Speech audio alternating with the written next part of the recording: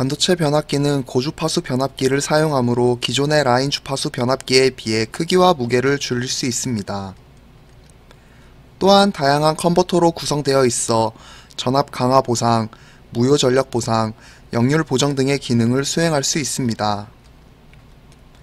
뿐만 아니라 DC버스를 제공하므로 AC 계통과 DC 계통을 연계할 수도 있습니다. 이러한 장점들로 인해 최근 반도체 변압기에 대한 관심이 높아지고 있습니다. 반도체 변압기의 내부 구성은 일반적으로 다음과 같습니다.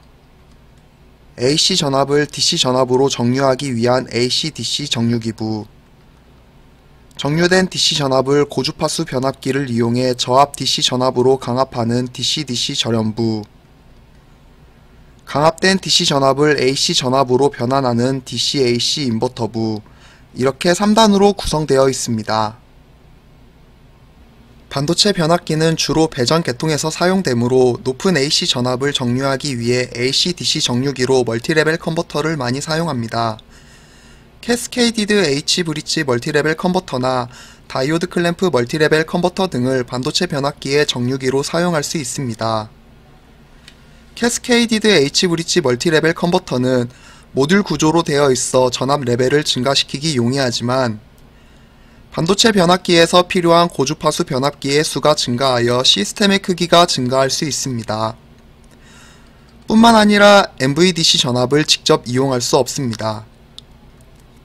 다이오드 클램프 멀티레벨 컨버터를 통해 AC 전압을 정류하면 필요한 고주파수 변압기의 수가 줄어들고 MVDC 전압을 직접 이용할 수 있지만 다이오드 클램프 멀티레벨 정류기는 전압 레벨이 증가할수록 회로 구조가 더욱 복잡해져 전압 레벨을 확장시키기가 힘듭니다. 플라잉 커패시터 멀티레벨 컨버터는 다이오드 클램프 멀티레벨 컨버터와 마찬가지로 고주파수 변압기의 수를 줄일 수 있고 MVDC 전압을 직접 이용할 수 있습니다. 뿐만 아니라 셀 구조를 통해 전압 레벨을 확장시키기 용이합니다.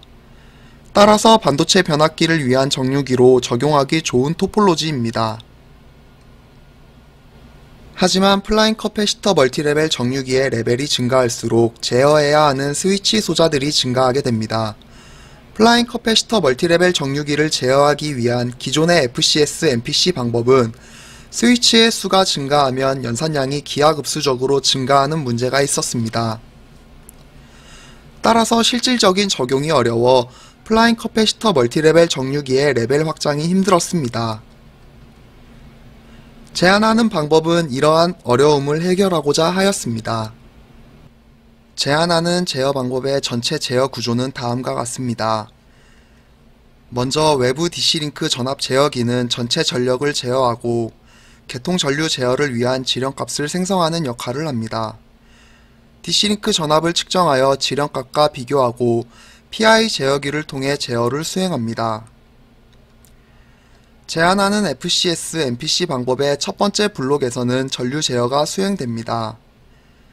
계통 전류가 외부 DC링크 전압 제어기로부터 전달받은 지령값을 추종하기 위해 정류기에서 생성해야 하는 전체 AC 전압 레벨을 판단합니다. 그리고 결정된 전체 AC 전압 레벨을 생성하기 위해 필요한 각 레그의 AC 전압 레벨을 계산하여 두 번째 블록으로 전달합니다. 제안하는 FCS MPC 방법의 두 번째 블록에서는 플라잉 커패시터 전압 제어가 수행됩니다.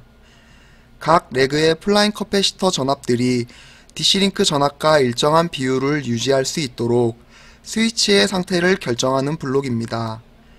첫 번째 블록으로부터 전달받은 각 레그의 AC 전압 레벨을 생성할 수 있는 스위치의 조합들 중 플라잉 커패시터 전압의 평형을 가장 안정적으로 유지할 수 있도록 하는 스위치의 조합을 게이팅으로 출력합니다. 플라잉 커패시터 멀티레벨 정류기의 전체 AC 전압 레벨에 따른 제어기의 최대 연산량을 기존 방법과 비교해 보았습니다.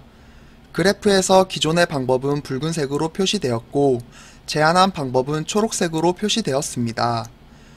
그림에서 보시는 바와 같이 기존 방법의 경우 레벨이 증가하면 연산량이 기하급수적으로 증가하게 됩니다. 반면 제안한 방법의 경우 레벨이 증가함에 따라 연산량이 기하급수적으로 증가하지 않는 것을 확인할 수 있습니다. 레벨이 증가할수록 연산량 저감 효과가 더욱 두드러지게 나타나는 것을 확인할 수 있습니다. 5레벨에서는 약 44%의 연산 저감 효과를 갖지만 9레벨에서는 약 92%, 11레벨에서는 약 97%의 연산 저감 효과를 갖습니다. 기존 방법과의 비교를 통해 제한하는 방법이 연산량을 효과적으로 저감시키는 것을 확인할 수 있습니다. 먼저 정상 상태에서의 파형입니다.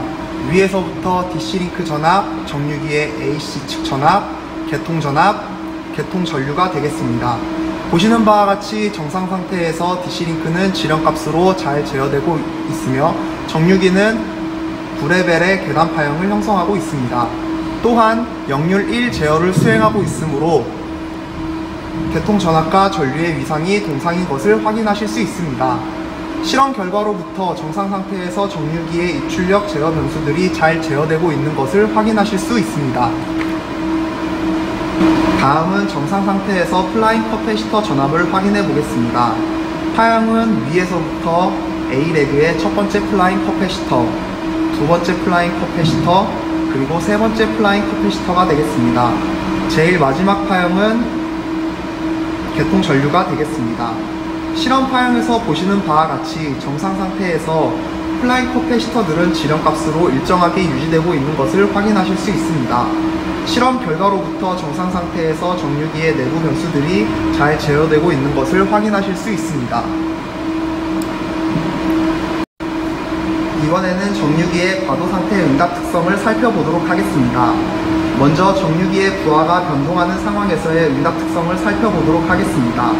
지금 보시는 실험 파형은 정유기에 추가적으로 부하를 연결한 후 다시 부하를 감소시키는 과도 상황에서의 측정된 결과입니다.